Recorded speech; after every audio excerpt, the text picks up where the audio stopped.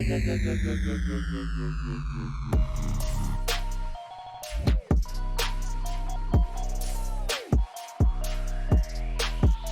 back, episode 29 of the Collecting Shiz podcast. I'm welcomed by my friend Kam here. Kam from Z&G Emporium. That's me. Employee of the year, I hear. Yeah. Number one. Yeah, I got 12 employee of the months, actually. Exactly. A legend. But getting to know you in person was awesome. Down in the Collecticon, it was really good to hang out with you. Had a great time, and I thoroughly appreciate you coming on, taking the time to join me on my podcast. I'm looking forward to interviewing you, getting to know your collection a little bit more. That'll be pretty sick. So if you could just give the people a little bit of information about yourself, that'd be awesome. I worked at a grocery store. I didn't like working at a grocery store, so I started flipping Pokemon, and now I don't work at a grocery store anymore. And I do this full time. So that's a very brief little summary. Yeah, never looking back, right? Never looking back. You don't ever want to go back? The grocery store and the gas station, there was a lot less stress, you know? Yeah. There's a lot bigger numbers involved with this, and like I have more responsibility, but it's good. Yep, that is good. Usually the more responsibility you have, the more you get paid. That's usually kind of, if your mess up cost the company $15, like it balances out. So now your mess up could cost thousands of dollars. Hopefully you're getting paid well. I am indeed getting paid more than when I was working at a gas station. That's good. Believe it or not. All that matters. But yeah, man. So I know what you're into collecting, some of the things, but I can't wait to dive a little bit more into it. So you started flipping Pokemon. Can you kind of give me the journey, like the very beginning, where you started? Was it games, cards, like, and how it transpired, when you got out, when you got back in? Yeah. So, I mean, if I'm bringing it all the way back, I remember being like 8 years old, right? Like, yep. And this is, like I did like the Pokemon stuff. I did the Yu-Gi-Oh, like I did all that, like everyone else. And then, my older cousins, like they stopped being so into it. So then I stopped because like I just wanted to do whatever they were doing. But I was like collecting. Like I remember, do you know Sobe, like the drinks with like the little lizard guy on it? Water or lime. Yeah. I was collecting like bottles of it, like empty bottles, like all the there's like different like labels and stuff. Yeah. And I loved collecting them. I was like so stoked when I'd go to the store and see like a new one. And one day my mom was like, "This is literally just garbage. What are you doing?" And threw them all away. And I still think about it. I was like, dude, that was like my first collection, Those are cool labels. I loved it. Yeah, they were sick. They might be worth something now because it was like, early 2000s or whatever. Yeah, and then 2013, like right around Christmas time, I was about to graduate high school in 6 months or something. I was like making a little bit of money randomly, like I'd do like odd jobs, and I was like writing papers for people that were like in college or high school and like making money that way. Yeah. And I was going to the card shop, and I was just like buying booster boxes of legendary treasures for $90 or whatever they were. And I would just like sit there and rip them with my cousin, right? And then like he would buy a box like Plasma Storm ETBs we'd just rip, which is like so crazy thinking about it now. Like everything I'm saying was thousands and thousands of, or is thousands of dollars now, but back then it was worthless.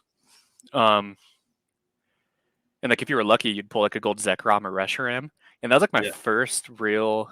I was like, this is worth money, like, damn, like if I get lucky and I pull the secret rare Reshiram gold card or whatever, I can walk back up to the counter and be like, hey, I want another box, because for some reason those two cards were like as much as the box. Nice. And they would just do like a straight up trade. Like it was nuts. And so I ripped, probably 5, 6, 7 of those boxes and then kind of forgot about it. And then I moved, like I got a real job. I moved out of the city that I was from, and I was on my own for the first time, and I was working at a gas station, and I had always like kind of kept tabs a little bit on Pokemon, like very little. But I remember seeing a thread, and someone was like, "Oh, dude, GameStop is doing a clearance deal on these decks, and it's like a Mewtwo versus something, I can't remember, Darkrai, I think." These like Mewtwo versus Darkrai decks, and like there's a lot of playable stuff in it. And if someone wasn't lazy, they could break them down and make profit. And I was like, I want to make money, you know? And so that's what I did. I drove, my city didn't have like anything. So I drove an hour to go to a GameStop and I bought everything I could. And then I came back home and I was trying, like I was getting like Generations 20th anniversary ETBs. I was getting like a bunch of stuff. But I didn't know what I was doing like at all. Like I didn't know how to ship, and I was just probably losing money. I don't know. I wasn't keeping tabs. I wasn't doing anything the right way. Like, and I was like, after a month or so of like trying to flip and trying to learn what, how to make money, I was like, I think I lost money on this. Like, I think that this isn't all it's cracked up to be.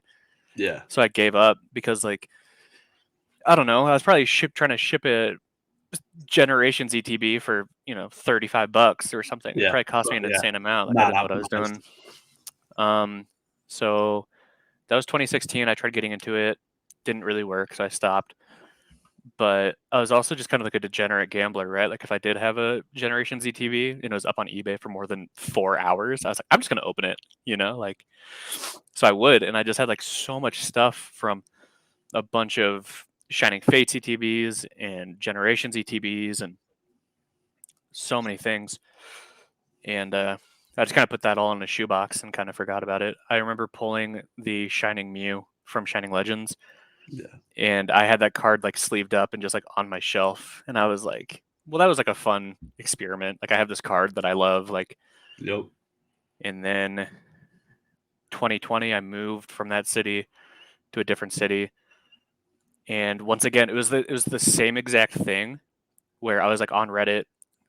Like I wasn't into Pokemon, but I was still looking at like all these subreddits and stuff keeping and up with it. All these communities. And I remember someone was like, oh man, Hidden Fates ETBs, those are so cool. Like I wish they were still $50, like they used to be. Now they're $70 or whatever, $75, at the time. And I was like, that sounds really familiar. Like, why does Hidden Fates sound like the box, like it looks familiar or something? I don't know. Yeah. And I realized that the grocery store that I worked at had a vending machine in the lobby where you would like grab your shopping cart from. And it was like a Pokemon vending machine from Pokemon, right? And since I was in the Pacific Northwest, which is where Pokemon is located out of, It was like a little test project that they were doing where people could, just go to a vending machine, like instead of a Snickers, you would get an ETB or a booster box. Like it was really weird. Yeah, and it was super cool. And I remember like walking past it and I was like, let me see if we have those Hidden Fates things that people are talking about being real cool. And we did. And so I bought 3 of them for $50 a piece. And then I met some guy in a parking lot and I sold them for $220 cash. So I made $70 profit in like half an hour. And in that parking lot, right across the street, like less than a minute drive, was another grocery store that I worked at. It was like a chain. Yeah. And I went in there to see if they had some, and they did. So I bought 4. So I had 4 ETBs and $20, And I was like, damn, dude, this is sick. And that's, that's how I got my start. And then this time, like, I really tried figuring out, like, I don't know, like this all feels too familiar, like I've done this all, like I've been buying product.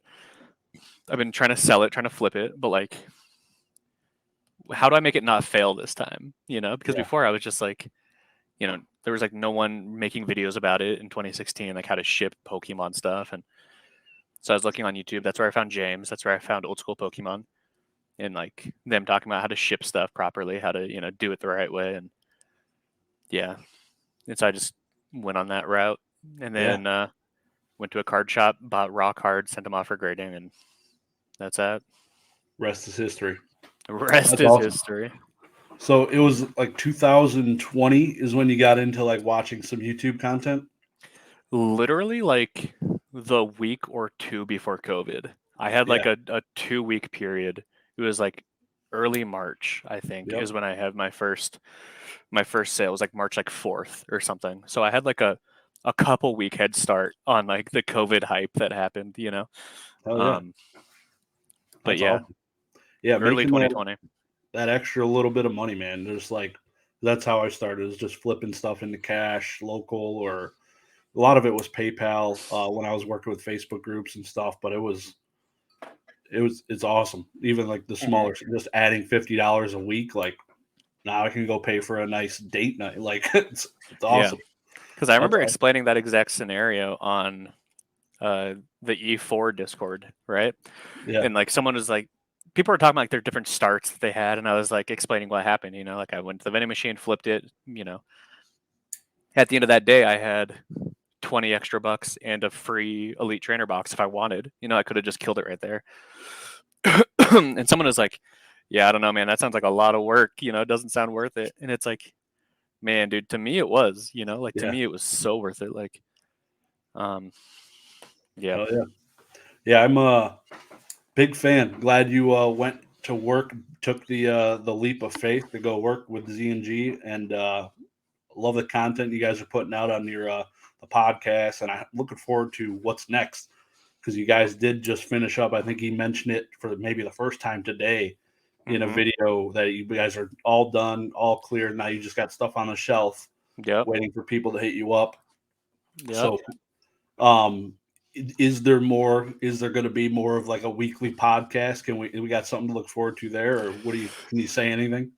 Yeah, I mean, like that's the hope, right? Like we've even talked about, instead of just doing, because when we were doing this, the podcast, it's always been weekly. We might have missed 1 week or something. But like at the start, it was like 2 hours, turned into 3 hours, turned into 3.5 hours, and then it kind of came back down to reality, right? Like, we had a little bit more free time. Like we didn't have as many cards coming in through consignment. We still had graded gem, which is still like a huge time sink. But now we're doing like 45 minutes once a week. Like that sucks. Like that's not a lot, but we're gonna have a lot more free time very soon, I think. But like it'd be cool to do like an hour a day or something, you know, just like a little, or I don't know. It's gonna be more consistent. Like we were doing it on like specific days at specific times, and now it's just kind of like whenever we can find a moment to breathe. But I think 2023 should be super good for us. I think in the way of content. Yeah, that's for sure. awesome. Very cool, man. Definitely looking forward to seeing your face on my YouTube feed here a little bit more. That'd be great. Yeah, that's awesome. more than 40 minutes a week. Yeah. So before you started hanging out with Z and on his channel and everything, you have some YouTube content? Were you thinking about maybe deepening that, like, or was it? Yeah, I mean, I've been uploading YouTube videos since like 2007 on different YouTube channels. I have like a bunch of different ones. But I've been in it since like the beginning of YouTube, like 05. Yeah. Like I remember like watching it in 2005, 2006, and then making my own channel in 2007. Like it's crazy, man. But this just was like where I wanted to put my Pokemon stuff, right? Was on the channel I have now. And it's just like the freest content. And I haven't done it lately, and I really wish I have, but like if you get a PSA return, make a video about it. Like if you're sending off cards to PSA, make a video about it. If you buy something cool, make a video about it. Like and it's just stuff that I was doing anyway, so I figured I may as well record it. And it's just like such a solid way to like interact with people, right? Like definitely, if I didn't, because there are a lot of people that just like watch stuff that are just not like a part, you know, like they don't interact very much. They just watch stuff. They don't comment. Lurking. And if they're just a bunch of lurkers, which is fine. But if I went that route, like I wouldn't have this job. Like I wouldn't have moved to Arizona. Like, you know, I would still be probably just like working at the grocery store, you know, like doing this on the side. I mean, who's to say? But I don't know. I found it really important to like interact and to like engage, because I don't know, it just felt like the right thing to do. Like for me, the hobby is buying and selling. Collecting is a little bit like a second tier thing, you know. Like I'm more focused on like buying, selling, making money. Like that's just like fun to me. Collecting is also fun, but like the hobby for me is like selling stuff and putting stuff in a mailbox to ship it out. Like, and to do that, you have to have a buyer and a seller, right? So you're always interacting with people. You're always selling to someone. Like, why not interact with them? Like, why not have, I don't know. It just felt like the right natural thing to do. And yeah. Definitely. So your collection, video games, Pokemon. Explain a little bit, kind of what you're collecting in the Pokemon side and some of the video game stuff. Yeah, so on my shelf right here, actually, I could actually pull a couple of them down. I also have some cards that are in a little lock thing, and I could pull those out too. Nice. But I'll just grab like a couple things off of this shelf.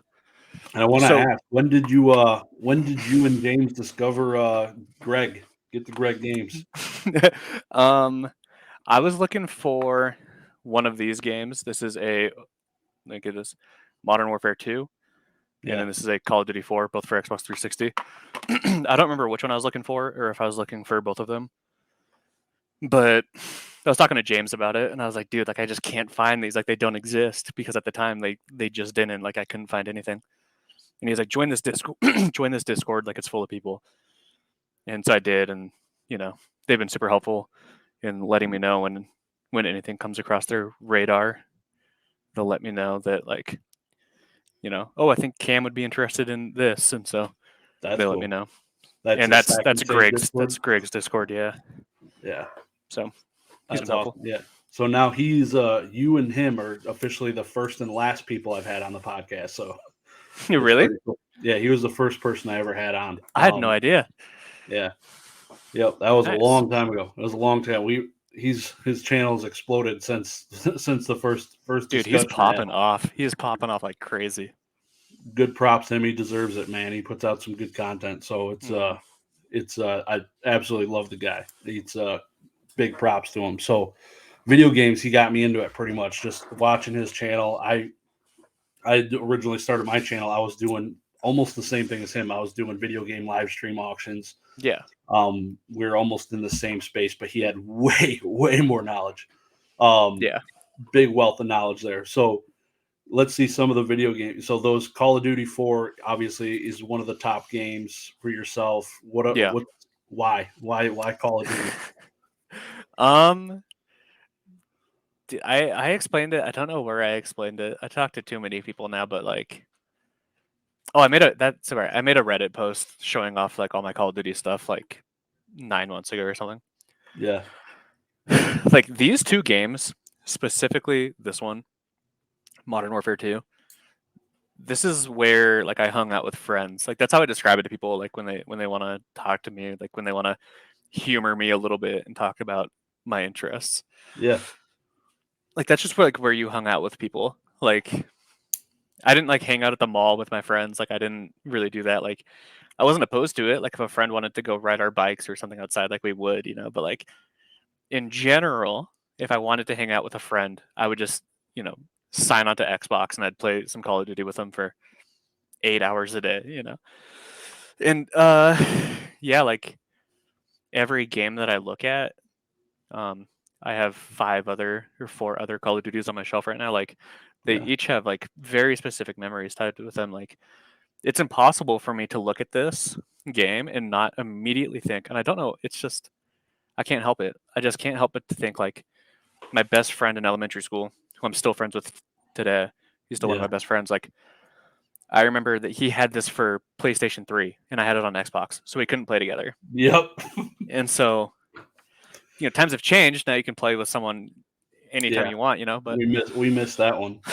Yeah, but that didn't happen yet, And I remember like every day we'd be at school talking to each other about Call of Duty. Like he'd say something cool that he did, I'd say something cool that I did, and I'm Prestige 4, dude. What are you? Like, come on. Exactly. And I remember like when this game came out, he was like, "Oh, my stepbrother just got this game on PlayStation. I'm watching it and it's so cool. You can knife people, like you can stab people with knives, like it's so cool." And like I remember getting a message in the middle of one of my matches. I still know exactly what map I was on. I know everything.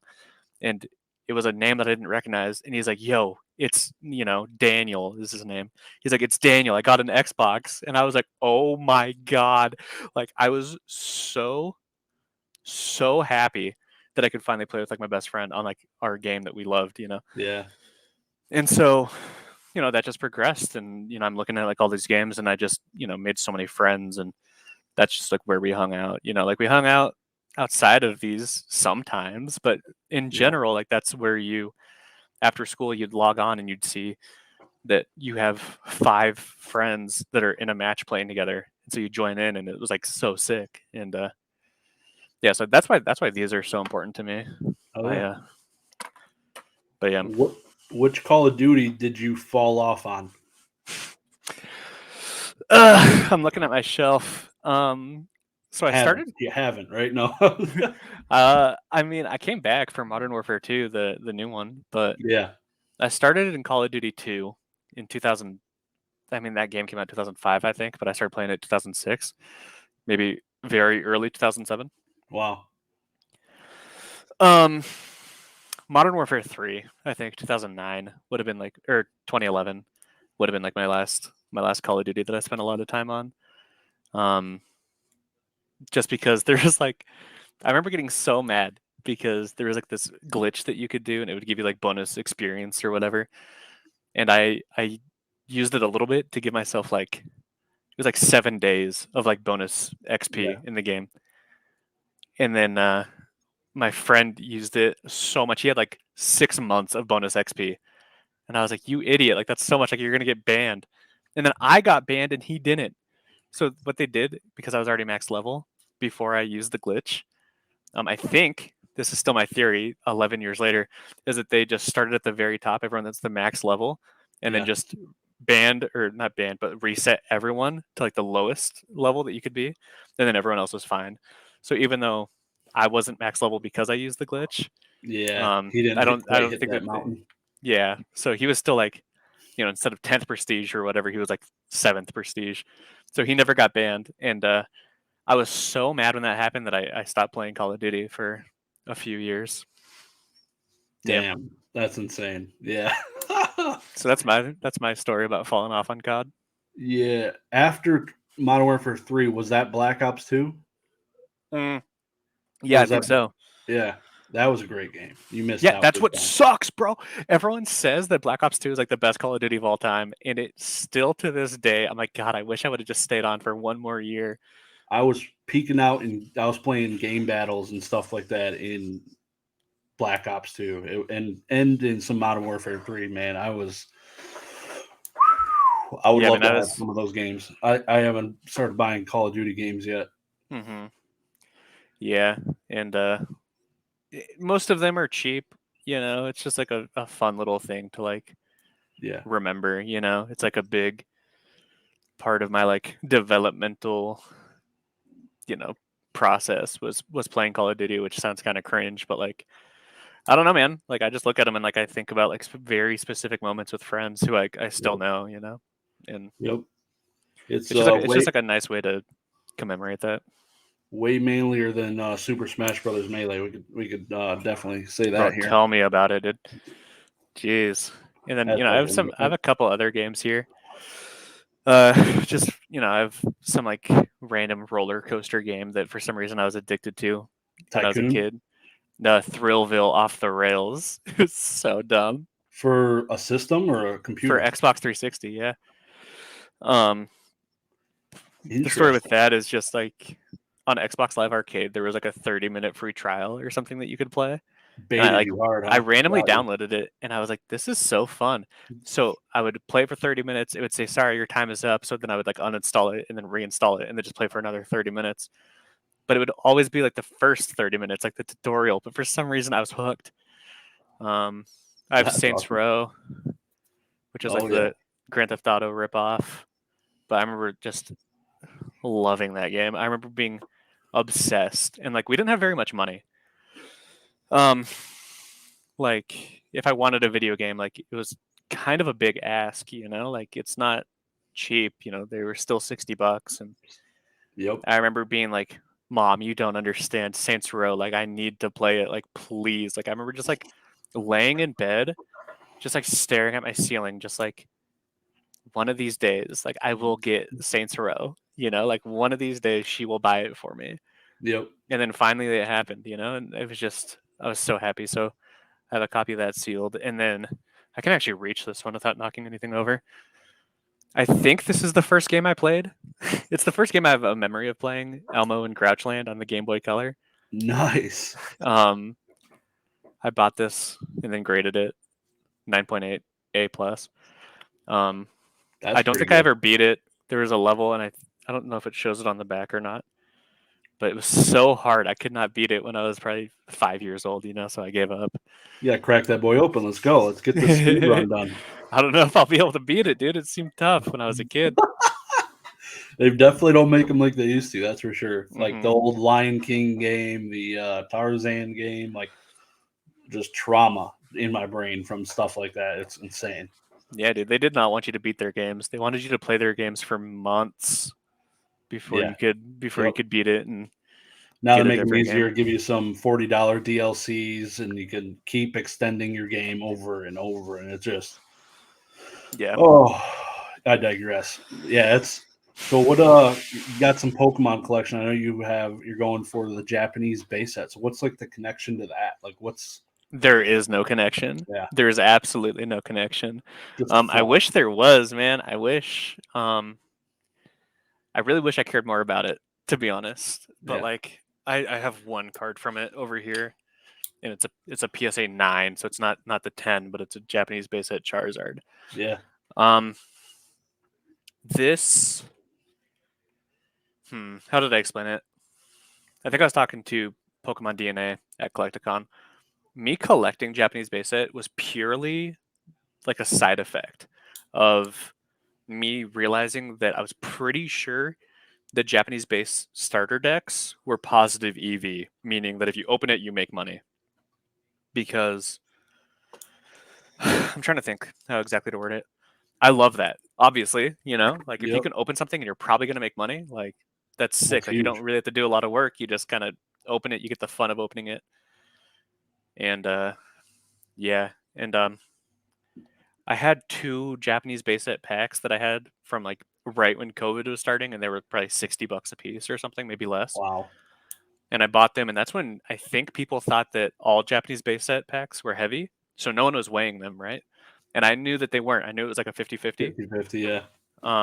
But at the time, like no one was weighing Japanese base, because I think that they thought it was like every other Japanese pack. So you could just buy packs for $60, and there was a 50% chance that they were going to be heavy. And so I bought, I think, 3 packs, weighed 2 of them, opened them. I got a Raichu and a Hitmonchan that I completely forgot about. Sent those off to PSA. They came back as 10s. And I don't know, for some reason I was like, well, if I got 2 of them, there's only 16, like I only need 14 more hollows to get a complete set. And that's a mountain. And then I was thinking, like, I think these starter decks, I think because they're cheaper than heavy packs for some reason, because now people are weighing them. And the math just doesn't work. And so I was like trying to break it down a little bit. And I was like, I think unless you get extremely unlucky, I think you make money on Japanese base set starter decks. And so over the course of like a year, I opened probably like 8 or 9 Japanese base starter decks and just kind of accumulated all the cards and sent those off to PSA. And now I keep saying like, oh, everything's far away. And now I have this like box. Let me see if I can show it without making it fall over. Yeah. That is all 10s. Yeah, this is all 10s. There's a couple 9s, but not really a lot. Like a random trainer, like might be a 9, but ooh, voice cracked. I think in that entire box there are 4 cards that aren't 10s. Yeah. And then I have 10 out of the 18 hollows in PSA 10. But like I don't really have a connection to it. I went like, I think I can open this and make money. So then I opened it, and then now I'm stuck with the cards. You know what I mean? So like, I don't know. We'll see. Like after you complete that set, somebody says, "Hey Cam, I got $15K for you. You selling?" 100% I'm selling. Because Zard's what, $4 to $5 grand? Yeah. Yeah. I mean, if I were to like break it down, I think it's probably like a $20,000-ish set, maybe. Okay. if I had to guess, maybe like 18K or something. But you'd move it. It's not something that close to the heart. Yeah, it's just like it's like a money thing, right? Like my thought is it's 3 years before English base set. It feels to me way more important than English base set. And it just looks better, but that's like not really like an objective fact. Like I just think it looks Yeah. way prettier, you know? Cosmo Hollow's bang on those. Yeah, like it just I don't know. It's like miles better in my opinion than English base. Um but yeah, I mean it was just like a side effect of like I think you can make money on this. And so, if I sell it when it's complete or not complete, like I don't know, like the money's just going to get moved to something that I want more because there's a bunch of stuff that I can think of that I think just are better, but Mm-hmm. I think I don't know. I think Japanese base set is an obtainable goal for a lot of people. But it's like tough, like it's kind of like a perfect like mix, like you can get like an ungraded, like excellent condition Japanese base set for like dirt cheap, probably like a couple Yeah. $100. But if you want to like really take it up and 100 times the value, get a PSA 10 set. And if this isn't financial advice, but I think that if you're opening starter decks that you can get for like 350 to $400, I think it's super possible. I think it's like instead of it costing $20,000, I think you could get it for like 10 or something, But Yeah. Are they selling that cheap? Because I swear the last few auctions it's been like 550 so ish. that's what I was saying. I was telling the reason why I'm saying 350 to 400 is because that's what Dan was telling me. Catch 'em all collectibles, because he was selling them at like Collecticon or whatever for like 375 or four, That's what I whatever he bought was mine selling them. for. Yeah, and like I was like messaging him or whatever, and I was like, dude, that's so cheap. What are you doing? He's like, what? That's what they go for. And I was like, bro, I've never seen that ever. Like, I paid $500 for every single one of mine. I've Yeah. never Well, gotten you get them a for lot of cards. less. But yeah, I mean, like the value is so good. Like if you get it for $500, you're paying less than $10 per card. Granted, 20 of them or whatever are going to be energies, but one of them is going to be a hollow, one of them is Yeah. going to be a rare, a few of them are probably going to be, starters or like jinx or something, that like really adds so much value. And Dragonair. yeah, and so Yeah, yeah. I'll let you know when mine come back from grading in like 10 months. I'll hook you up. Yeah, let me know. I got you. Um, but yeah, the Japanese base thing is like it's certainly my main like trading card collection thing right now. Yeah. As far as like CCGs go, but like I have a few. They're not with me. They're in the bedroom right now. I'm trying to like I don't know. I love like skateboarding culture and stuff, and so I have some like Tony Hawk cards. I have some like Rodney Mullen cards. Oh yeah. Um, just like stuff like that. That to me is way more important than Japanese base. Like I don't have a connection to Japanese base. Um, I do have a connection to Tony Hawk. Like I do have a connection to Rodney Mullen. Like I played these games for Tony Hawk Pro Skater games with Yep. my cousins growing up. Like I played Tony Hawk Pro Skater 1 on the N64. I have vivid memories, even though I was only like 6 years old or whatever. Like that are just so clear. It's like it happened 5 minutes ago. These memories, and like Tony Hawk Pro Skater 3 and 4 and Underground 2 and like all these things, and that to me, like those 6 Tony Hawk cards or Rodney Mullen cards that I have just mean so much more to me than like all my Japanese base set stuff. Yeah. And if I do end up finishing the Japanese base set, I'm probably just going to sell it. I'm probably going to move it into something like a Neo Genesis box, something that actually means something to me. And then, I don't know. Not gonna move it into any more video games since it's getting so much cheaper every week. Dude, it it's tough to watch, man. It's tough watching all these games go down. Like I had a Yeah. few games that I owned that were like kind of important to me, but like not as important to me as Call of Duty games were, and I really wanted to like narrow down my collection. Like I had a Halo 3 first print, like the one you have behind you. I had a Halo 2 first print, like the one you have behind you. And those are important games to me, but they're not as important. I had some Grand Theft Auto games that were important, but not as important. And I bought them thinking like, oh, I'm just going to collect games. And I went, it just doesn't really do it for me the same way that, holding this game does something to me. Yeah.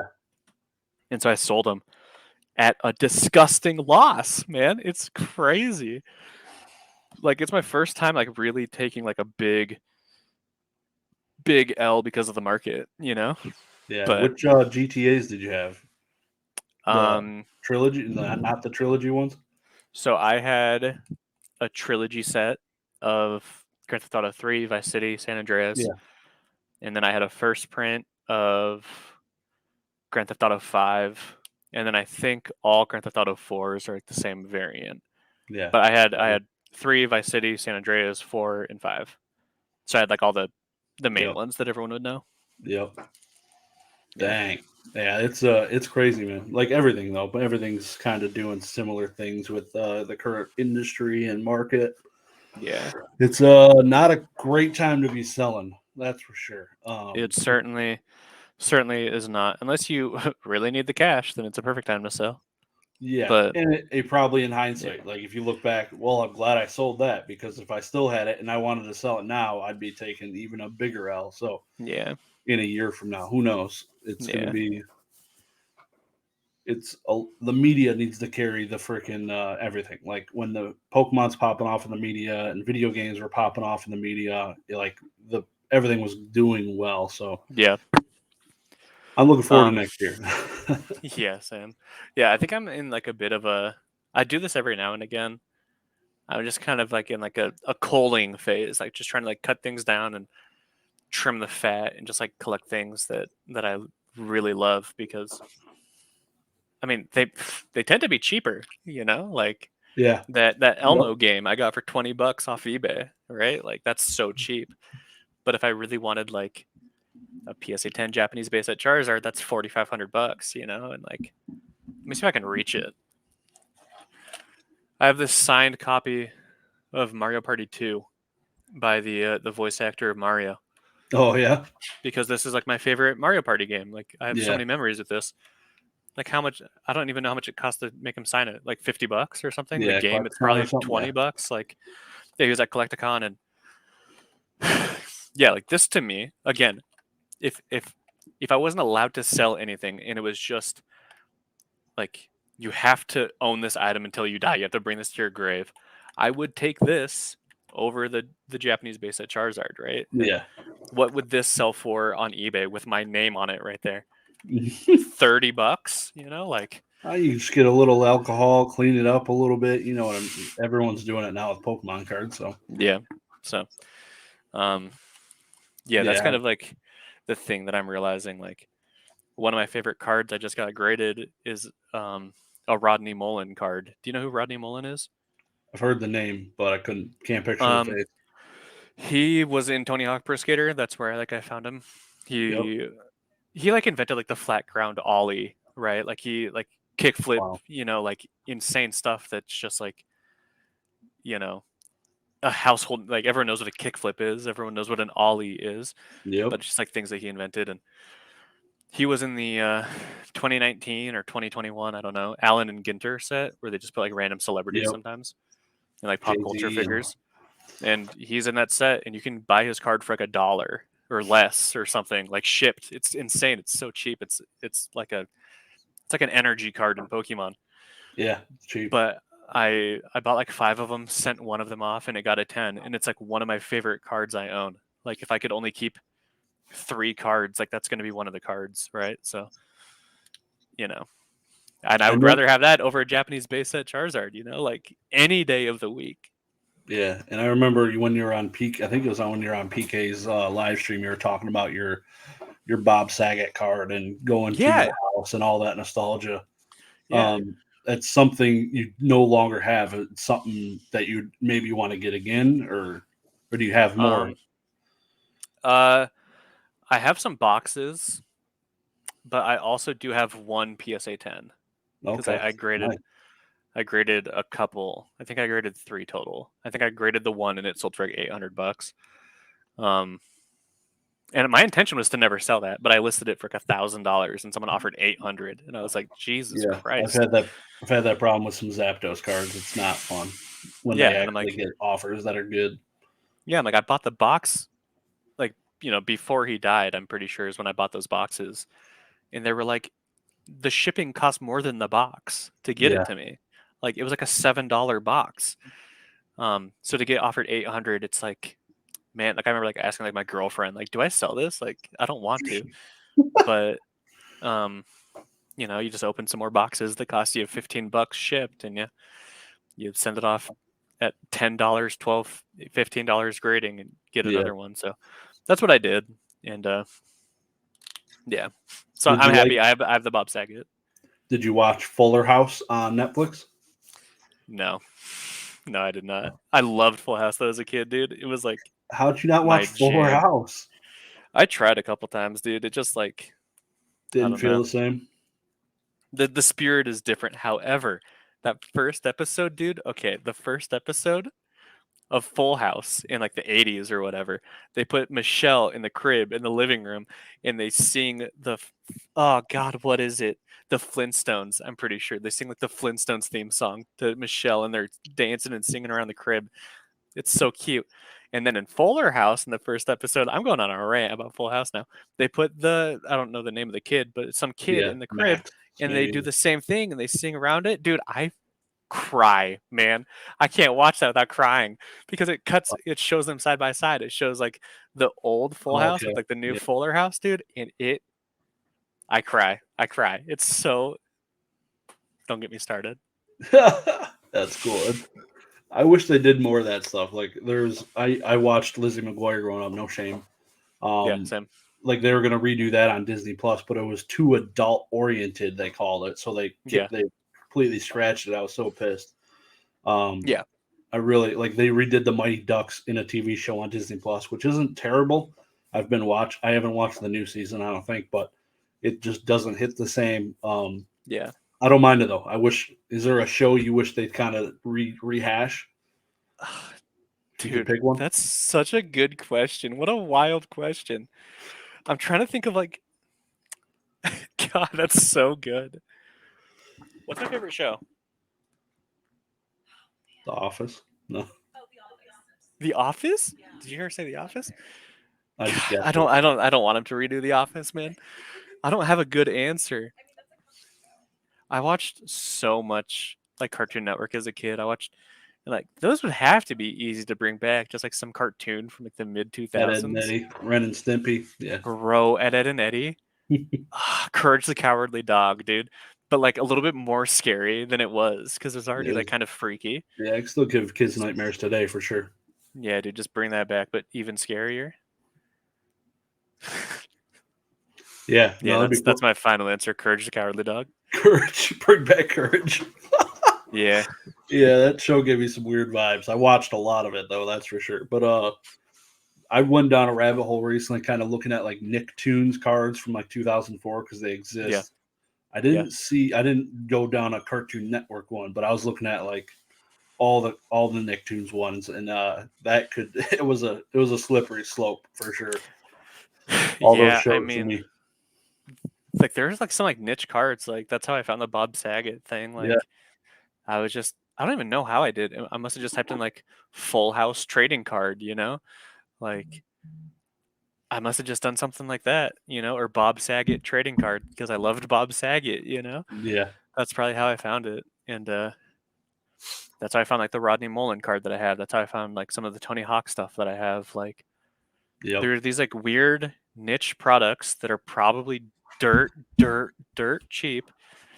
And yeah, that's so much fun to me. Like these like weird oddball cards are absolutely my favorites. yeah. You can go down the rabbit hole and find a bunch of jank that you end up spending your money on and make $750 by flipping a Bob Saget. Exactly. That's awesome. You into anything else outside of cards and video games? Um, Yeah, I really want to get more into like art sales. I don't have any, but like original art I think is really cool. Um, yeah, I just love so much stuff, man. Yeah, Like right above me from when I went to TwitchCon in California. That's from either 2018 or 2019. It's like a hand it's like hand signed from like the art designer of a game that I used to play, and it's like numbered out of 100. And like the dude was just walking down the streets of, I think it was San Diego, and he just had like a backpack, and he was like, "Hey, do you guys play this game?" And I was like, "Yeah, what? Like that's like my favorite game." And he's like, "Cool, like here, take this," and he like signed it, yeah, and I was like, but he also like quit. He was like, "Who do you play in the game?" And I like told him who I played, and he's like, "Okay, like." So that he could tell that I actually knew what I was talking about. And yeah, he like gave me it, and it's framed on my wall, and I have like a signed Pulp Fiction poster somewhere. nice. I think yeah, it's right there. Um, I just have like a Nothing. lot of stuff that I'm just trying to like. I don't know. If I like it, then I like it. Like I Is don't know. there And most of office it's most trading of it's cards? cheap. What's that? Is there office trading cards? There's gotta be, right? At least fan made. But yeah, The Might Office is be. sick. Um, Yeah. there's like a signed movie poster for a movie that I used to watch almost every single night, like religiously, sometimes a couple times a day. And that's on Heritage. It's ending soon, and it's like I don't know. It just like feels like history sometimes, man. Like Yeah. that because it's Meet the Robinsons. It's like a Disney animated movie from like 2007, Yep. and one of like the lead animators I think was his role on the movie. He passed away like a year ago or something. But he's been with Disney for like 50 years or something. And I guess that what they did at Disney, or what they did for him specifically, because there's a few of his movies that he worked on, Yeah. um, that are going up for auction. There's like 30 plus animators that worked on the movie with him that say like, "Hey, thank you so much. Like you're so great. Like thanks for helping me with this character."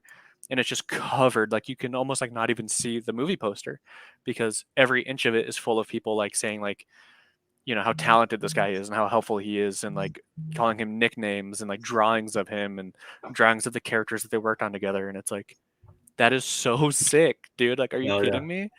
Um, and so it's stuff like that I like. It's just original art of stuff, like something that has like some sort of history to it. I guess. You don't got anything signed from the office, huh? Come on. Nothing, nothing. I gotta give you my office story because I don't know if I've ever told it or anything on YouTube, but I Let's hear it. never watched The Office my entire life. When basically the finale, the series finale was coming out, Yeah, I was 18, and my sister, who was 13, was the biggest Office fan you could ever see. And yeah, we lived in Michigan, about 8 hour drive from Scranton, Pennsylvania. So they had this send off show. yeah. Basically, the entire cast and crew was meeting in Scranton, Pennsylvania.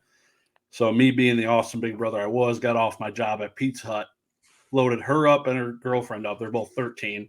Drove to Scranton, Pennsylvania. Never seen The Office again in my life. So I'm like, brother of the year award, full sending it. Yeah, jeez. And get there at like 3 a.m. I don't know how he didn't die. It was a miracle. And Yeah, bad parents probably for letting me go. I don't know. But that basically, was she dangerous. got a hoodie signed by the entire cast crew. Got to like almost jump in John Krasinski's car while they're parading, and it was pretty cool. So the first episode I ever watched was the series finale, and then I rewatched the entire show. So Damn, it was that's pretty sick, cool. dude. Yeah, I Yeah, don't have like anything signed in person, I don't think. Like yeah. maybe the art director for the game that I used to play, like I don't know if he signed that in right in front of me, or if they were like pre-signed and he was just handing them out. I can't recall.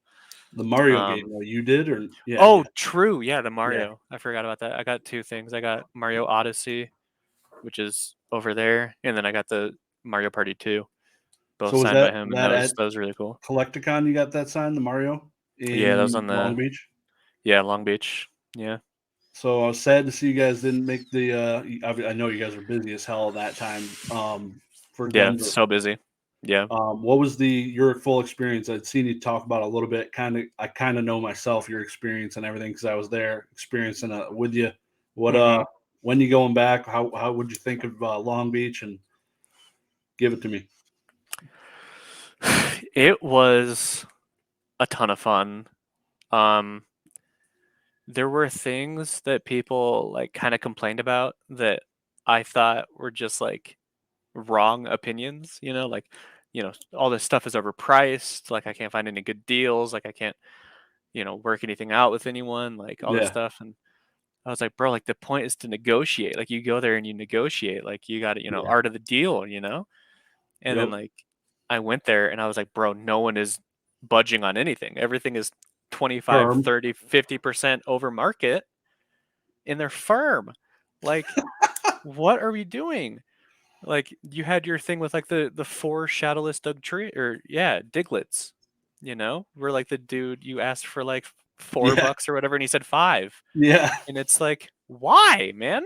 What are we doing? We're all Like damaged.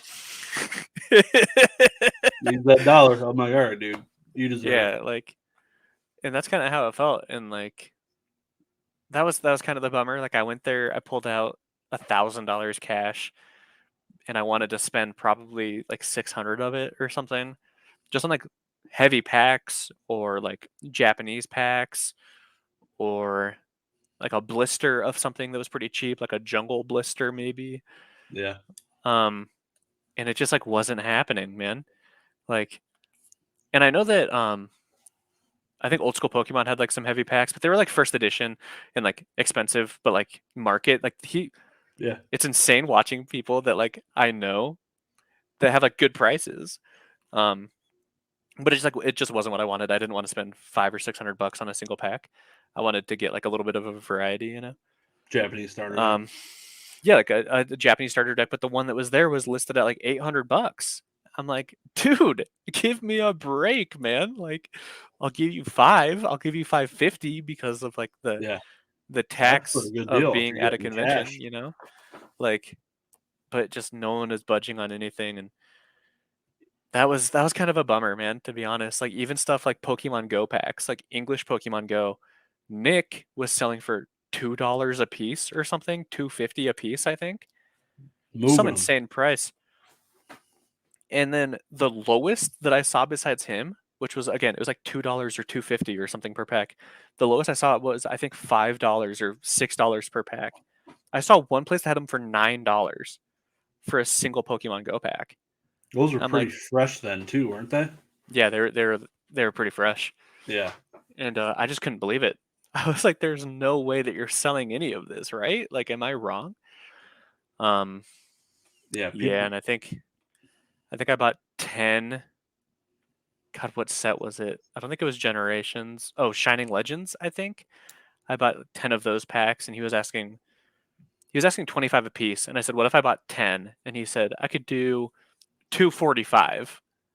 And I was like, "Bro, come on, dude. A $5 discount for spending 250 bucks? Like, what are you smoking, man?" Yeah, And I think I got him for like instead of 245, I think I got him for 240 cuz I was just like so desperate to spend money, like but everyone was just so far above market and like yeah, that was kind of a disappointment to be honest. Was me going there with money, trying to spend money, but while trying to like get good deals, yeah, and yeah, that part was tough. But the actual like meeting people and going out with people and that was so much fun. Like that was so much fun and um I got to like meet Travis from Going Twice, who I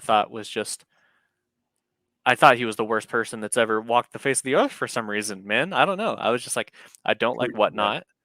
I don't like Whatnot. I think it's kind of a scummy platform in general. And he's like the king of Whatnot. He's probably a piece of garbage. And then I met him and I was like, bro, I want to be your best friend. Like you're so cool. Like you're so nice. Like He's in sales. He's good. and yeah, so like I got to meet a bunch of people that like I didn't know that I realized were super nice, or like I got to meet people that I knew like I've known for a year, 2 years, and like wow, they're nice, like that. That part was definitely the best part. The actual like inside the convention trying to spend money, kind of rough, but Yeah. people got my money eventually, so. Was it a peak moment, that first dinner with me in old school? Of course, man. God, what was that? Is that Hooters? Or No, is that it the was with second night? James and his Oh, wife. yes, Well, yes. Oh my God, I forgot about that at that restaurant that I picked. yeah, Dude, I've Lighthouse. never I been don't know so what it was stressed in called. my life. It was a nice restaurant. I don't remember what it was Dude, called, but because I really wanted to just have like a nice-ish dinner with like everyone that I knew, even if it's just kind of like egocentric or whatever. Like I just wanted people that I knew to have dinner with me. yeah, So I invited everyone, and then I realized that being the one that invited everyone, it's now my responsibility to like pick the restaurant. And I was like, dude, I don't know how much money everyone has. Like, I don't know how much, like, I don't want it to be like a crappy dinner. Like, I don't want to go to like Burger King, but like, pick the we're gonna. $4 sign place. But I think it went well. Oh, it did. That calamari was on point. I can't remember what I got as my main course. I had a few beverages. Me and Nick were probably I don't drinking since remember like either. I don't 3 remember p.m. what that I day. ate. Yeah, Yeah, that was because they're awesome though. degenerates, man. Yeah, it was. It's yeah. That time zone messed me up big time. It was crazy that 3 hour time difference. How much it messed me up. It was wild. Yeah, I didn't even think about that because we had to Yeah, drive like 8 or 9 hours to get there, and it was nice to like show up and then head to a nice dinner and be like, damn, we made it. Like, it's yeah. happening. Hell It yeah. was Right nice. on the water. That was pretty nice. Yeah. I'm So glad let's talk glad we could about do your that. obsession with Hooters now. No. I did. That was God, man, going out with you guys to Hooters reminded me like when I was just like I must have been like 10 or 11. I went to Hooters and I had this shirt in my closet for the longest time, for like Nice. years and years. I had a Hooters shirt that I got that all of the girls that worked there signed. And there was like, Nice. why did that happen? What the fuck? What a weird While you were wearing thing it, to or own. Yes, man. How weird is that? Like they're that's not amazing. famous. They're just Nice. chicks with boobs that work at a restaurant. That's hilarious. Why did I don't know. I don't know what adult let that happen. I don't know which parental figure of mine I should be bothered about, but Yeah. yeah. Yeah, so just for people context, it wasn't really his favorite spot. It was mine and Nick's because they had literally the cheapest beer in Long Beach. Every single place had a beer that was $10 plus. Straight Bud Light draft was $10.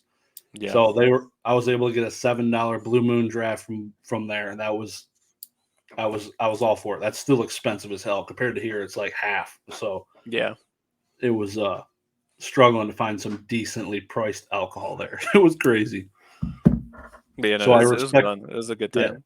I respect the prices at that restaurant a little bit more because like you got a way really nice food for everything else in the area is really Yeah. expensive. So I feel like it was a pretty good deal. Yeah. No, that I was don't forget. that was a blast, man. And I think I think we're gonna be going to at least a couple collecticons, I would assume. I don't know, like I don't call the shots or anything, but that would be my Networking. expectation. Yeah, Yep. like networking. Um, I like the idea spitball in here because we're doing consignment so much now. Um, I like the idea of doing like in-person consignments. Like if you're walking around the show floor and you can't make a deal happen, just give it to us. Like we will make sure that you get paid Yeah. in a week or whatever, week and a half, and I think that would be like a nice excuse to go is just to take consignments from people in person. Um, Fill out some paperwork. Heritage does it there usually. mhm. You got to fill out like 30 pages of crap. Yeah, you don't need to do that. Yeah, for us you just need like a slip of paper that just says like your name and email, and then everything else is taken care of. And And like 5 extra phone numbers just in case the one doesn't work. yeah, at least one, please. Um, yeah, no, when I tried to consign through Golden Auctions, they sent me like this like long document that I had to sign, and like so many like legal terms and jargon, and I was like, man, what is this? Like, this is so complicated. I don't understand.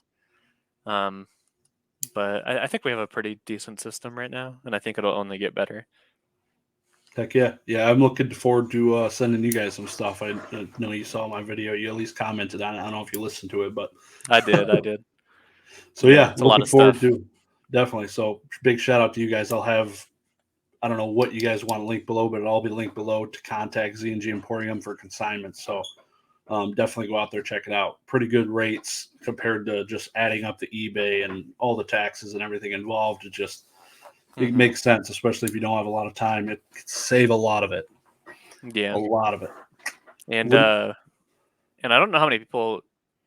I don't know what I can say, and I don't have like exacts, and I don't know how many people are listening to two dudes talk for an hour about cards and video games that people don't care about. But with the new year, we should have even better rates when we come back, and we're gonna do like a little Christmas break thing, and I'm gonna head back and hang out with family. But when we come back, there should be you you should get paid more when you sell through us. So There you go. That's there it awesome. is. Hell yeah. That's the bomb. Yep. What are you big fan of CGC or BGS or is PSA the glory? I know you've done PSA is CGC grading. PSA is king.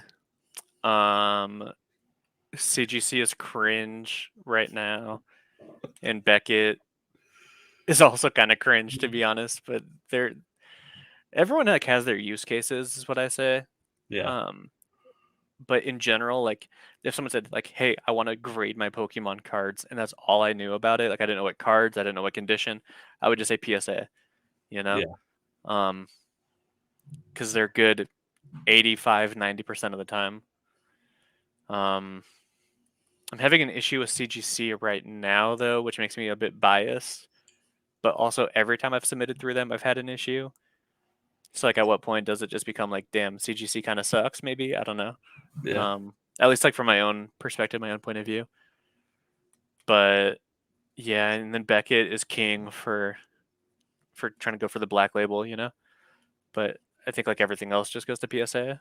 You know, if you have something modern that's just plummeting in value that you just want to fire sell, like sure, CGC Yeah. is like a way to go. But in general, like I've just kind of thought that PSA is king. You know, it's been around the longest. It's the most. I don't know. It's the most established. It's kind of. I don't know.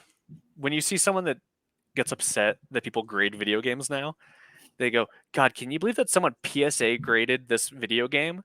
Because like that's what they know. Like they just Yeah. call like a comic book that's graded. They call that PSA graded comic book. You know, like it's obviously wrong. Like it's obviously not correct. It's like a grandma calling my Xbox a Nintendo, right? But it's what's been around the longest. It's been around for like 30 years. It's what people know, and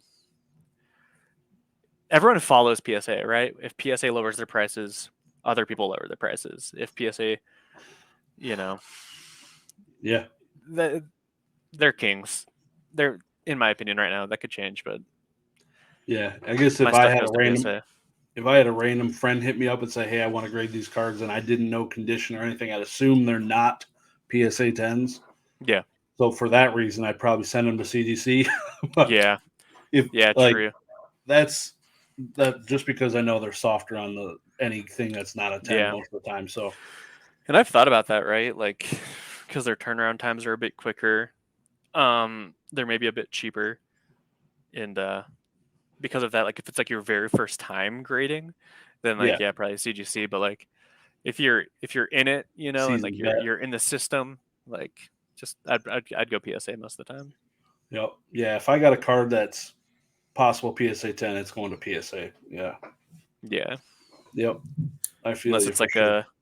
a Japanese modern character rare or something, then I can send that to CGC or Beckett and try and get like the black label or the perfect or whatever. But Yep. yeah, Yep. in general, PSA. Yeah. That's just where I'm at. Do you have any video game collecting goals, or you kind of checked a lot of boxes? um, yeah. So I talked to my girlfriend about this, right? With the video game collecting goals, and I mean, I'm close. I'm real close to being kind of done with at least like a placeholder of everything that I want.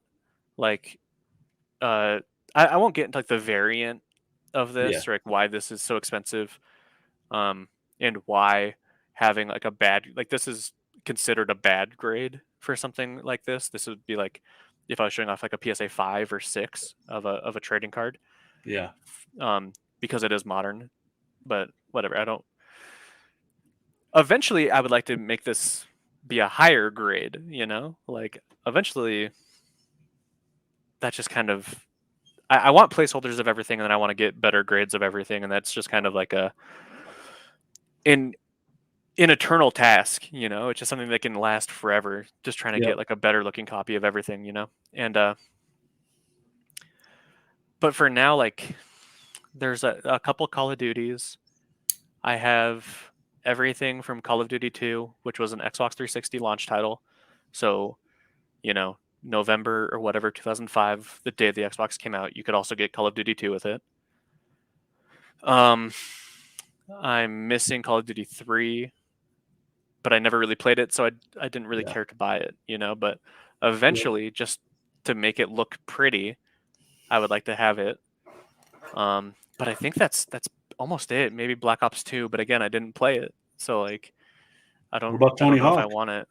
So that's what I was gonna say. But that's just for Call of Duty. That's for 360. That's like the main video game collection, right? Yeah, Um, but outside of that, and there's like Pokemon stuff, right? Like Pokemon Silver. I used to have a CIB that I got graded by WADA, um, because it meant a lot to me. Like it wasn't worth anything. Like the game's yeah, CIB cost $50 or something, $80. Getting it graded was cheap at the time because yep, WADA wasn't backlogged, and it was just like an important game to me. So like, at some point, probably a Pokemon Silver, just because I remember like playing it with my cousins, like at daycare. mm-hmm, But also, yeah, Tony Hawk Pro Skater 3 for GameCube would be like right now like my number one game that I don't own that I would really like to own. Um, a sealed copy of Tony Hawk Pro Skater 3 for GameCube, because when the GameCube came out, like I was a Nintendo 64 kid, right? So it was like a better N64 in my yep, mind when I was a little kid. And I remember my mom's coworker got one like right when the console came out, and I was so jealous, right? Because like God, I wish I had a GameCube. Like I'm tired of the N64. I've had it for 5 years. Like I want the next thing. And I remember one day my mom came home from work, and the coworker let her borrow the console, and she let her borrow Luigi's Mansion and Tony Hawk Pro Skater 3. And I remember playing Tony Hawk Pro Skater 3 and just being so blown away. It was like I can't explain like how yep. impressive this game was to me. Like everything about it was like so cool. Um so yeah, definitely Tony Hawk Pro Skater 3, and then that of course when Pro Skater 4 came out, I played that I think on PlayStation 2. So like it's weird because like I played this on 360. So I want a 360 copy. If someone gave me a PlayStation 3 copy, like I just have no interest. The Yeah, game is the same, like it's the I same, know. Yep, same. but like for some reason, I really want Pro Skater 3 on GameCube and Pro Skater 4 on PlayStation 2. Yep, Like I don't want to mix and match but like that's kind of it, and then I played Tony Hawk Pro Skater Underground 2 as well. And that would okay. have also been on PlayStation 2, I believe. Yeah, But and that was probably my favorite of the three, but it's still like lower on the tier, and I don't know why. Like I think I'm just more nostalgic, and that's just kind of like what I'm trying to do is like capture a little bit of nostalgia with these, you know what I mean? yep. Um yeah, so as far as games, like I'm real close to being done. Um but getting Pro Skater 3 on GameCube would just be like a huge, huge satisfying thing for me. But I think it's expensive because it was a launch title for the GameCube as well. Same with like And it's Luigi's got to be Mansion like and stuff. game of the year potential too. Yeah, Like it's probably one of the most popular games ever. yeah. So that's probably going to be expensive. I know someone that has like a nice, like a 9.6 A plus, which is like my perfect grade. Like that's my happy spot. Yeah. And I asked him, I was like, hey, do you want to trade? And he's like, no, this is my only one. And I was like, what? You didn't even ask what I have. Like you didn't even want to listen to what I had to offer. Like some people are like that, which is like totally fine, 100%. But I was like, damn, like what if I wanted to give you this? You know, like this is like a $3,000 game. You know, what if I wanted to trade that? But he didn't want to hear it, so I'll wait. I'll wait my turn. Do you watch any Heritage Weekly auctions that like Greg does, or do you? Yeah, so I watch Greg's weekly auction, or weekly live for the Tuesdays, auctions. Yeah, almost every time. But also, like, if he doesn't live stream it, I forget that it's happening. You know, Right. like the last couple I haven't watched because he was sick. You know. Yep. Yeah. So I watch those when he streams it, and then I'm like, oh, Greg is streaming. Let me go see what's up for auction, and then I'll look and see if there's anything that I really want. But yeah, besides that, no, I don't really. I have a couple of save searches on Heritage for when stuff pops up, mostly just about like that movie that I used to watch when I was a kid, Meet the Robinsons. And that's how I found out about the movie poster coming up.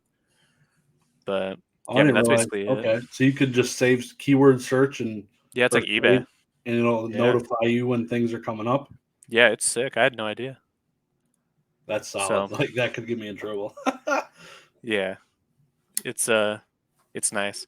And I only did that because I randomly typed in. I was like, I wonder if anything about Meet the Robinsons has ever sold before on Heritage. Yeah. There was one item, and it was because it's an animated movie. It was like sketches and like storyboards written and like drawn about the movie, and I got really sad that I wasn't there for it, you know, because it sold probably 2018, I think, is when it sold. Jeez. So I was definitely not a contender for that. Yeah. But like, I think they sold for like $500, and I offered the guy $1,000, and he declined it. Because like that's the stuff that I like, you know, like. I don't know. If I could get that for $1,000, I'd sleep happy. You know, like I'd be.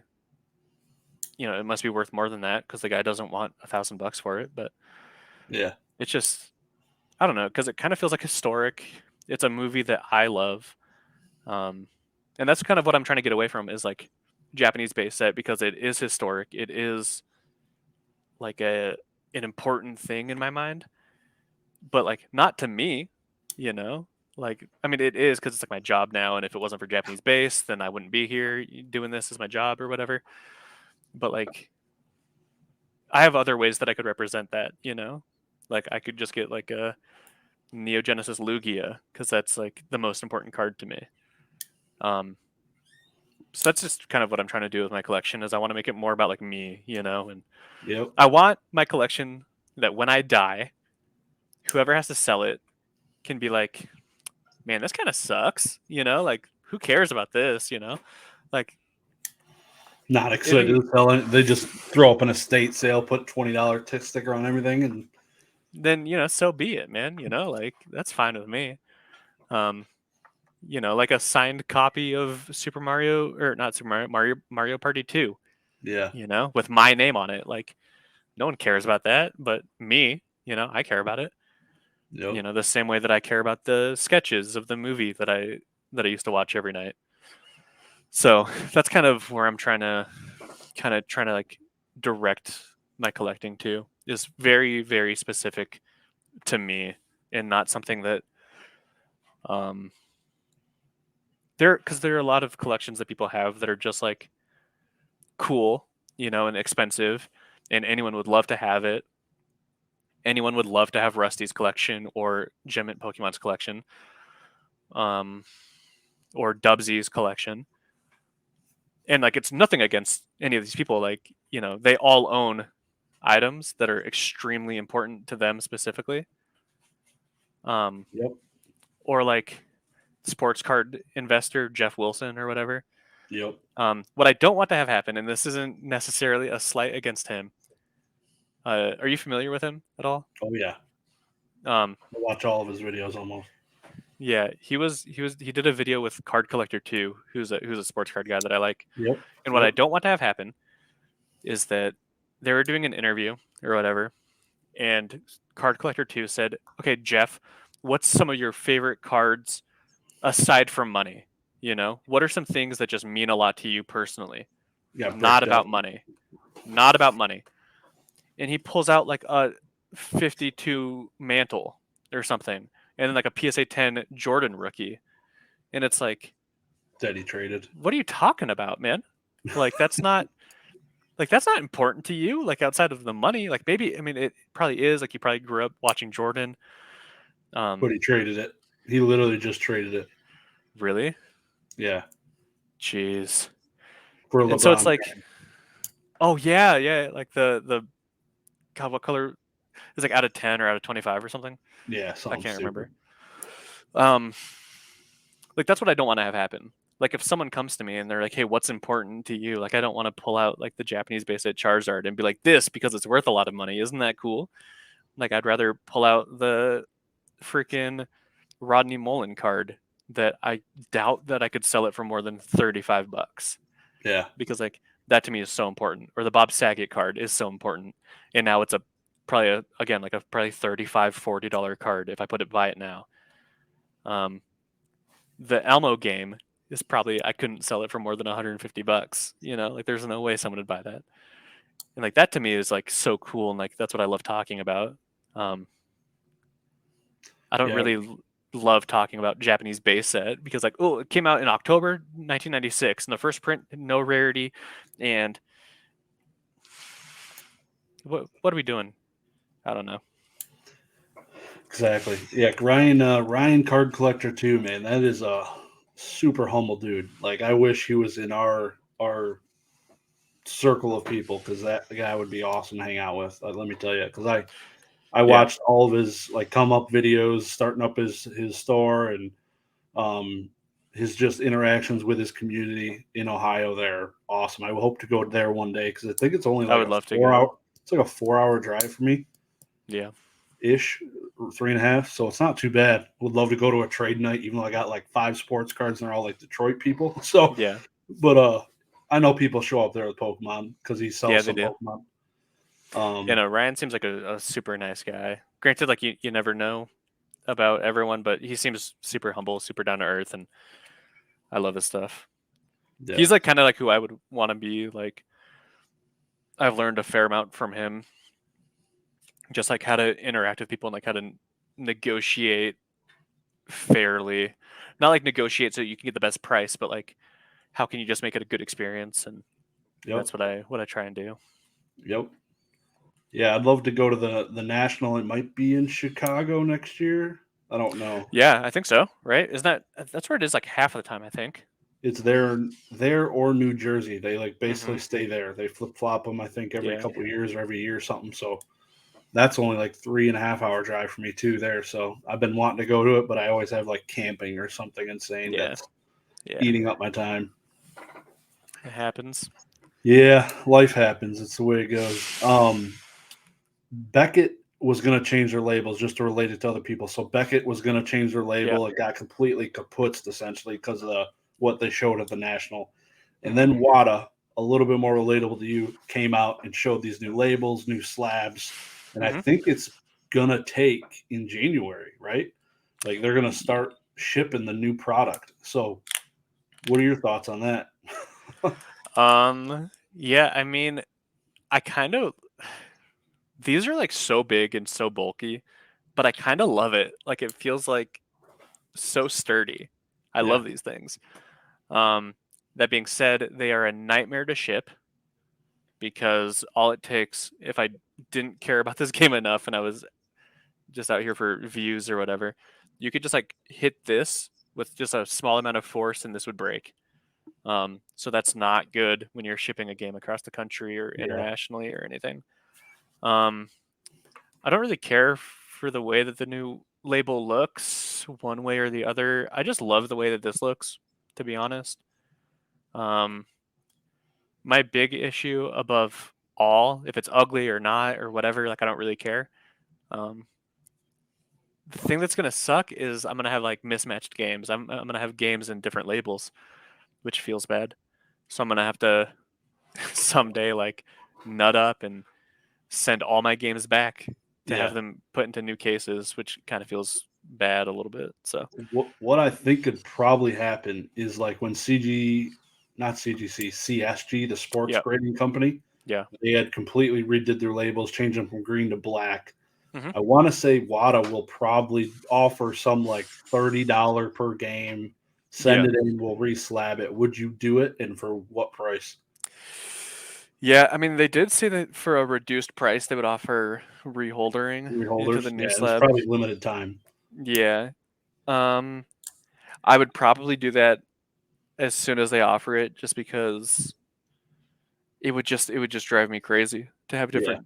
to have different slabs. To be honest, unfortunately, like, I mean, would you do the same? What would you do? I mean, I'm thinking for like $30 feels expensive, but like that's probably what it's gonna be. Like, even though it's them that's changing the label, like they still want to make profit, even you know.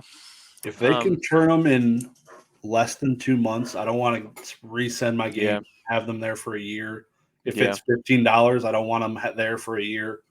Like I, It would need to be quick. I would really need it to be back. Yeah, like absolutely less than 2 months, because yeah, I mean that would just feel real bad to go from like a pretty sizable collection that's like yep, very specific to me. Like, who on God's green earth is gonna want Thrillville off the rails and a 9.6A and a copy of Elmo and Grouchland? Like, no one wants that.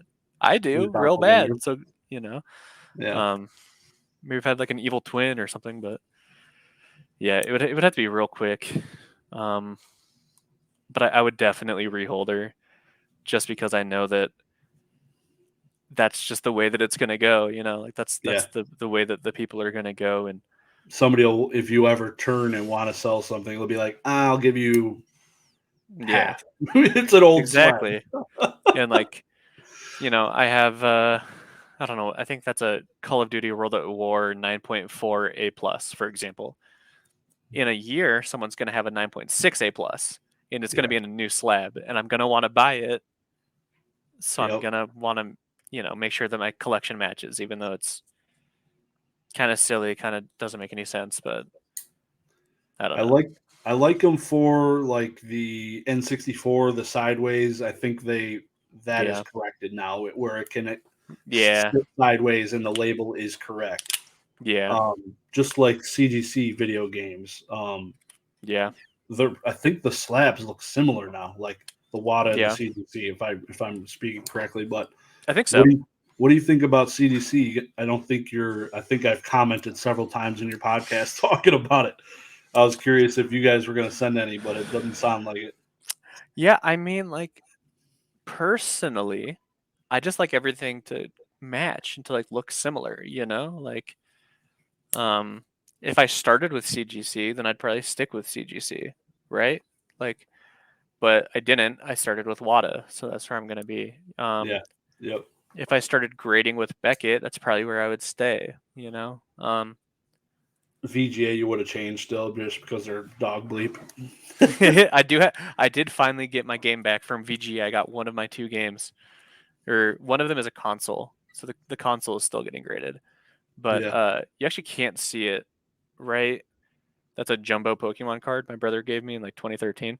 But right behind it, on that shelf is a VGA graded game, hidden away.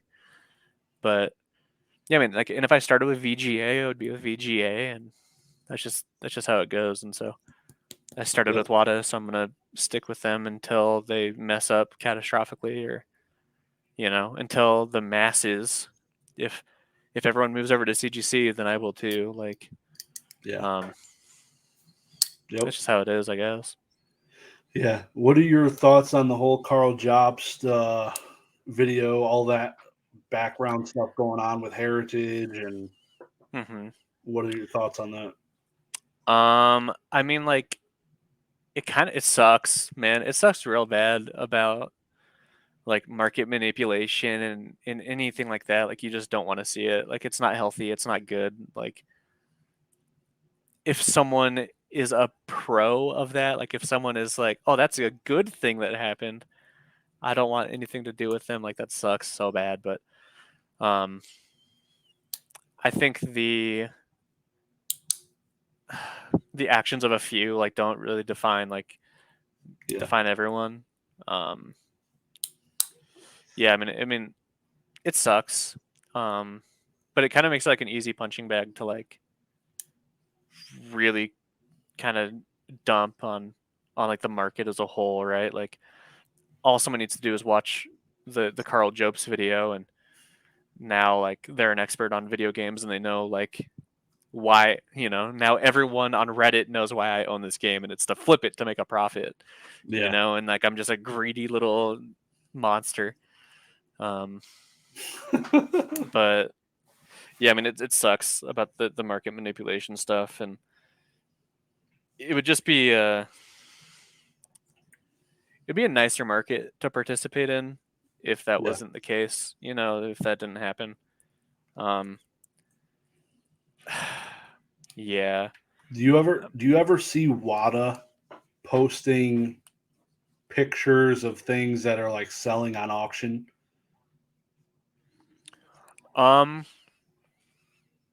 No. Me like, either. On their Instagram, they just they almost don't show off anyone unless you're a specific partner with PSA. Yeah. They post that person's stuff all the time, and like a couple people that are like big names maybe in the game collecting scene. Kind of like more like hype beast, like Supreme logo, like sneaker type people. Yeah. Somehow always get posted, but they're never like even selling games, or like the connection isn't there. Like you can't click on their Instagram and then go to their eBay to bid on a game. Like that's not the kind of stuff they're sharing. And yeah, they kind of don't seem to interact with like the buying and selling at all, it seems. Yep. Yeah. Yeah, I know. The reason I mention that is because I've noticed CGC Video Games has been doing it for their Super Mario Brothers 3, not theirs. Their graded game is on auction on eBay right now for whatever. I don't know. It's like thousands of dollars, but they've posted about it a few times. I think it's the first ever CGC video game to auction on eBay. Maybe that's why they're bringing it up and constantly posting, but I'd almost... It's like, you're gonna give me that respect when I sell this Devil May Cry graded? Like you're gonna shill the crap out of my game, guys? Like, come on. No, like I'm in like the Discord, right? Like, are you in the sealed and Sack and save? Yeah, whatever it's called, Sack. I kind of give WADA a hard time because WADA is in the Discord, and like a few employees are in the Discord. Yeah, that makes sense. Yeah, that's where they're where everybody's at. Yeah, for real. And like I give them a hard time because I'm like, dude, I just posted a sick picture on Instagram. Like, where's my share? Like, because I'm not gonna like pick on anyone or like, bully anyone, because it would be punching up, but I don't want to anyway. There's a couple people that just get posted all the time. Yeah. All the time. And it would be like the same game. Like they got this game graded, and WADA just keeps posting about it over and over and over. And I'm like, guys, post me one time, please. And they never did. And I thought, because this is like the first print of this game, there's only 3 ever graded. It's impossible to find, especially in decent condition. And it's a Modern Warfare 2, which they just released another game called Modern Warfare 2 in November. And I was like, oh, I know what they're going to do. They're going to post my game when the new one comes out. And it's going to make a little throwback. Like, hey, guys, while you're enjoying Modern Warfare 2 this weekend, here's the original first print. And they never did. And so I was like kind of giving them crap. And total PR moment. Yeah, it's a home run PR moment. But they never did it until I think like last week or something, or like this weekend. They took one of my posts and they shared it on their Instagram, and they followed me, and it was cool. It was really cool. But who did you threaten? No. Dan Gomez. I threatened him. No, he's a really nice guy. He's a really good guy. But yeah, no, they seem to like really try to avoid it. Like even like people's collections, they almost never post. So it is weird that. I mean, granted, like the market manipulation stuff probably did happen. Like, it makes sense that it happened. It sucks that it happened. I really just wish it didn't happen. But beyond that, really, really shady thing that is absolutely illegal. They seem to be above board on like everything else, Yeah, I agree.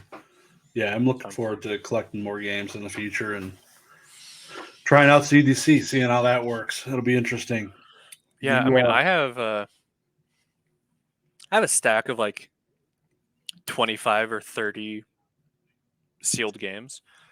Some of them will probably end up going to CGC just to like try it out, just like have an experiment, just to see what happens. But beyond that, yeah.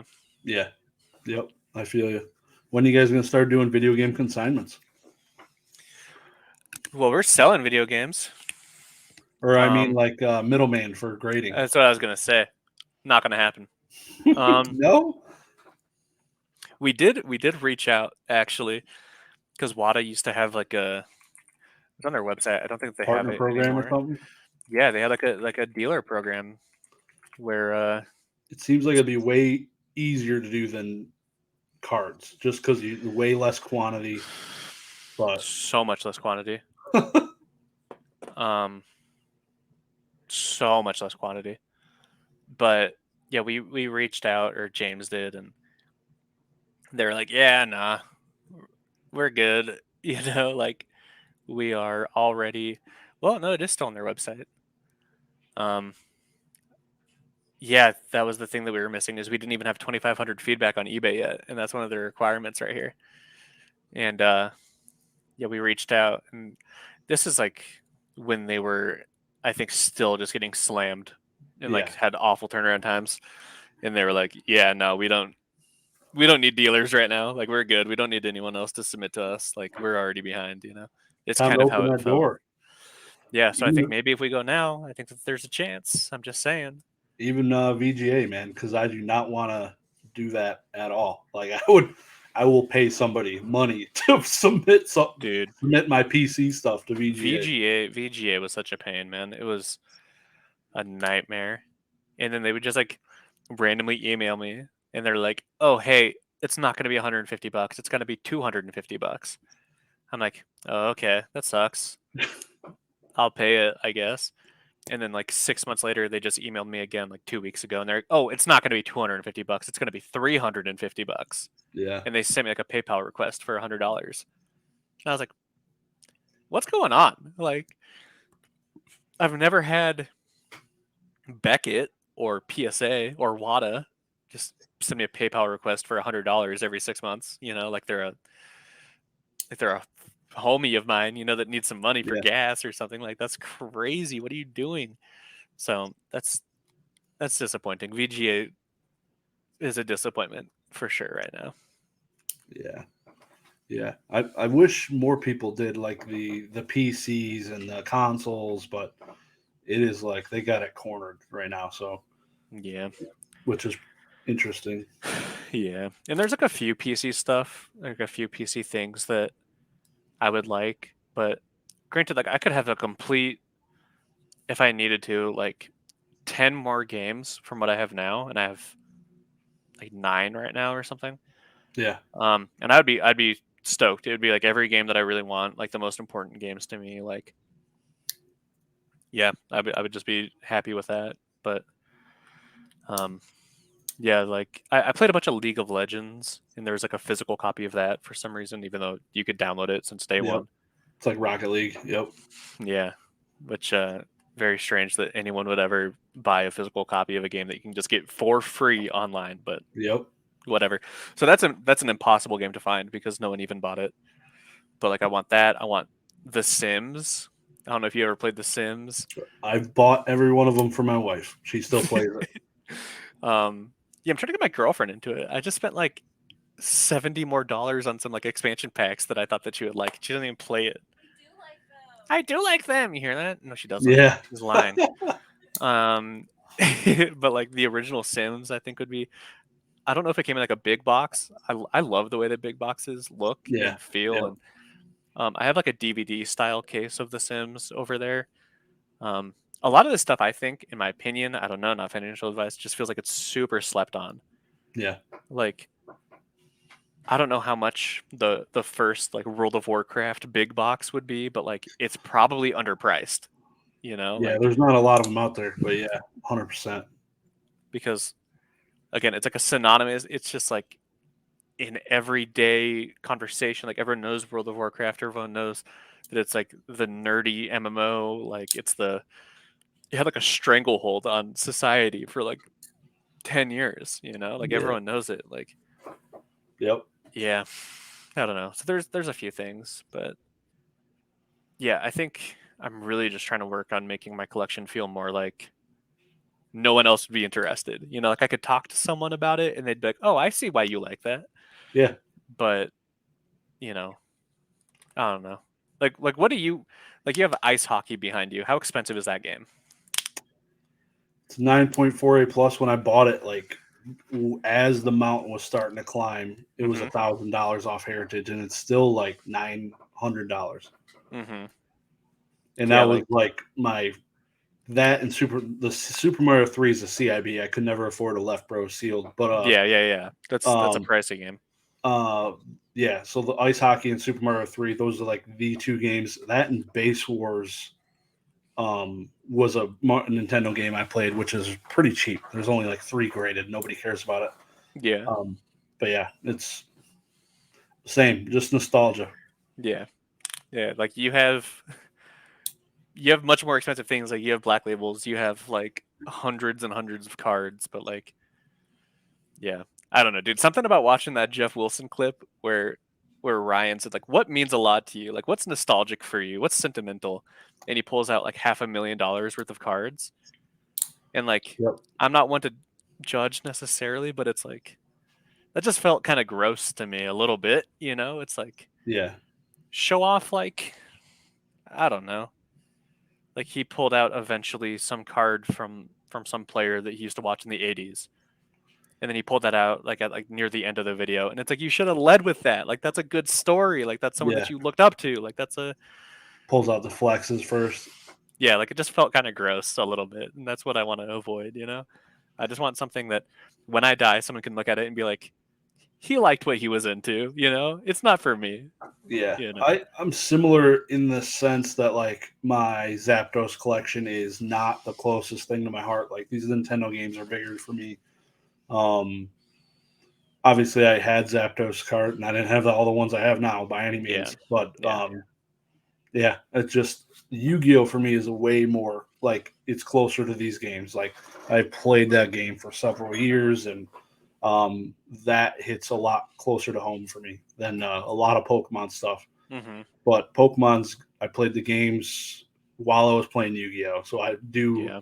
have respect for all of it. But yeah, I can understand a little bit where Jeff's coming from because if he had less money, it probably would have been a PSA 5 Jordan, and he probably wouldn't have Exactly. the other card. But Yeah. Yeah. but like I would love like a Jackie Robinson rookie card. Like that'd be insane. Just I love the movie. Chadwick Boseman or Chadwick, just an awesome guy, awesome Yeah. actor. Passed away, but absolutely loved, killed the Yeah. role. Just a huge moment in sports history, and that would be sick. Extremely expensive, even like damage grade. So It's like you said Jackie Robinson? yeah, I think it's like 1948 Leaf, I think, or something. it's like one of those Um, square cards. yeah, that's a pricey card. Yeah, and like there's stuff that I want that like isn't super sentimental to me, and like I'm not gonna gatekeep anyone. Like anyone can buy Yeah, whatever they yep, want. Like you can buy PSA 10 first edition base all day. Like even if you never played with it or like saw it as a kid, like I don't care. I don't care at all. Like I'm just talking about like from my own yeah, perspective yeah, of yeah, my own collection, but like I yep, would love to get like a Jordan rookie PSA 1 or 2 someday. Just something really beat up and then I would almost want to just put it in a binder. Just like throw it in a binder and just flip through it. yeah. I don't know. I just want stuff that's like very specific to me, and yeah, Makes sense, man. That's what I'm working on.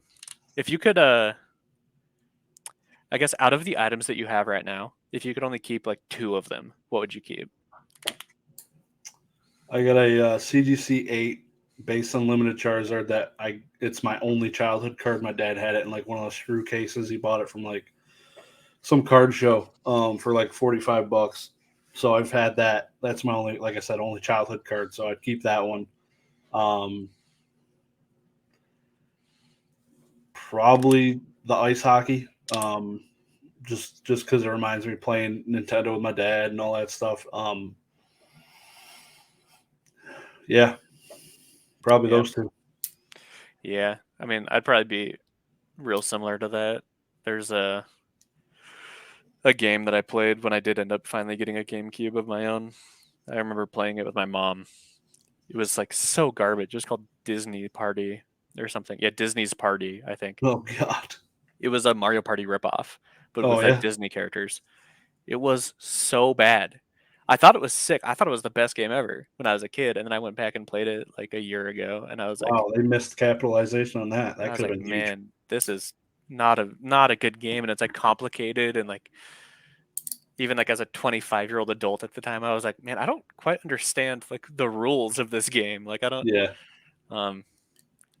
like it'd probably be that to remember my mom, playing games with her, and then probably again, I don't have it with me, but I have a and I mean maybe like Modern Warfare 2 just because like I loved the game and it means so much to me, but that, and then I have the Ken Griffey Jr. I have a BGS 8 of it just because I remember being a kid and my dad like pulled out his binder, I think it was, or like a shoebox or something, and he's like, here's my card collection from when I was a kid. And it Yep. was just like all Ken Griffey Jr. Is like all I remember. That's pretty cool. And I was like, damn, like this guy really liked this guy. Like I'd never heard of him. Like I didn't know who he was. But I have that in my bedroom, and it's not like a copy that he passed down to me or anything. Like he ended up losing the collection, like I don't know where it went. He doesn't know where it went. Damn. But I went to a card shop, a local card shop to where I was, and they had an 8.5 and an 8.